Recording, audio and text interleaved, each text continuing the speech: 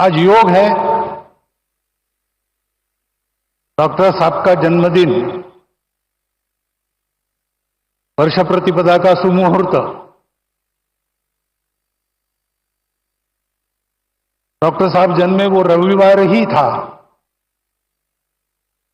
उनके बाद जिन्होंने संघ की बागडोर संभाली,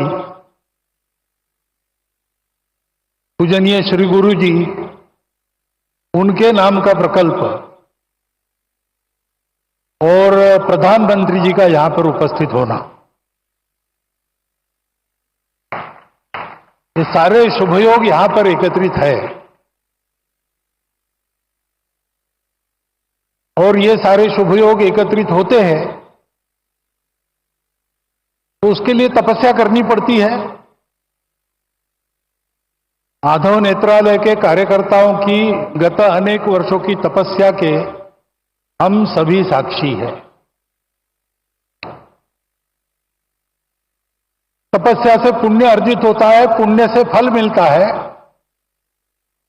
लेकिन वो फल अपने लिए न रखते हुए उसका विनियोग भी लोक कल्याण के लिए ही करना, इस वृत्ति से वो तपस्या आगे चलती है और ऐसी ही चल रही है। क्योंकि इसके पीछे जो प्रेरणा है वो प्रेरणा संघ विचार की प्रेरणा है। संघ विचार की प्रेरणा ने वो प्रेरणा स्वार्थ की प्रेरणा तो नहीं ही है, भय या प्रतिक्रिया की भी प्रेरणा नहीं है, न कोई मजबूरी है। शुद्ध सात्विक प्रेम, यही वह प्रेरणा है। अपना समाज है, अपने समाज में दृष्टिहीनों के उपचार सबके पास जाए, सबको मिले, ये एक समस्या बनी रहे, ये समाज को शोभा नहीं देता।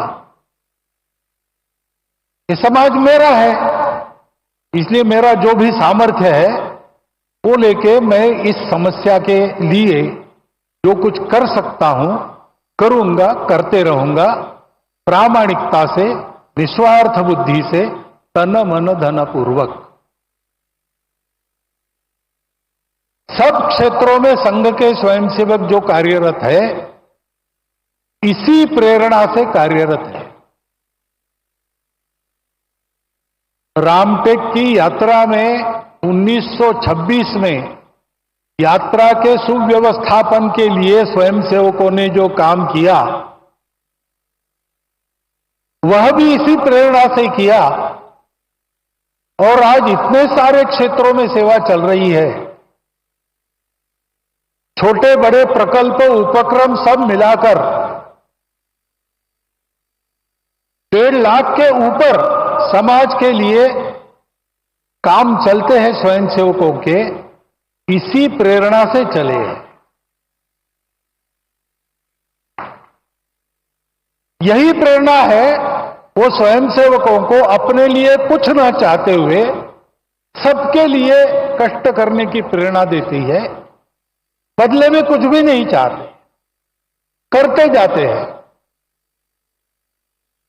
ऐसी लंबी यात्रा के कारण समाज ने देखा परखा संघ के स्वयंसेवकों को और मान लिया। उसके फलस्वरूप अनुकूलता भी आई, बाधा भी दूर हुई, आगे बढ़ रहे हैं स्वयंसेवक, लेकिन ध्येय की वही दृष्टि कायम है। और ये सारे सेवा के काम दया भाव से नहीं चलते।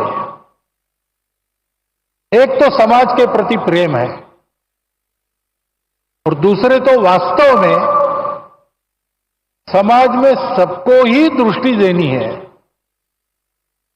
चर्म चक्षुओं की दृष्टि से संपन्न या उससे रहित, ऐसे समाज के लोग 2 प्रकार के हैं।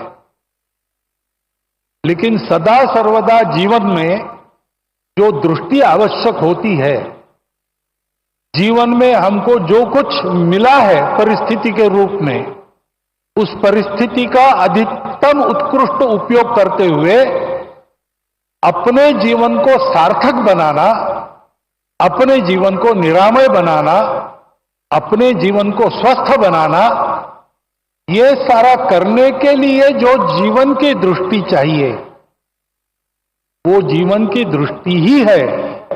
और उस जीवन के दृष्टि का सारा उसमें वर्णन है सेवा। एकांत में आत्मसाधना, लोकांत में परोपकार, ऐसा जीवन सूत्र हमारी परंपरा में है। संघ के संदर्भ में कहेंगे तो 1 घंटा शाखा में स्वयं का विकास और 23 घंटा उस विकास का उपयोग समाज के भलाई के लिए, यही वह दृष्टि है। और वह दृष्टि देने के लिए ये सारे काम चलते हैं। ये सारे काम इसी दृष्टि से चलते हैं, इसलिए उत्तम चलते हैं। और ऐसे ही उत्तम चलते रहेंगे। अनुकूलता पाने के बाद भी, साधन संपन्नता होने के बाद भी करने वालों का भाव यही रहेगा, तब उस साधनों का उपयोग भी अच्छी तरह होकर समाज लाभान्वित होगा। केवल लाभान्वित नहीं होगा, समाज विश्व को लाभान्वित करने के लिए योग्य बनेगा और विश्व के जीवन में अपनी भूमिका को ठीक से अदा करेगा। इन सारे सेवा कार्यों से यही हो, इस इच्छा से स्वयंसेवक काम कर रहे। उसमें से एक यह माधव नेत्रालय का काम है। आज वर्ष प्रतिभागिता के दिन उनको सब प्रकार की शुभेच्छा मैं देता हूं, आपको भी देता हूं। और आपके और माननीय प्रधानमंत्री जी के बीच ज्यादा खड़ा न रहते हुए, क्योंकि उनको सुनने की आज मुझे भी उत्सुकता है, मैं मेरे शब्द को विराम देता हूं।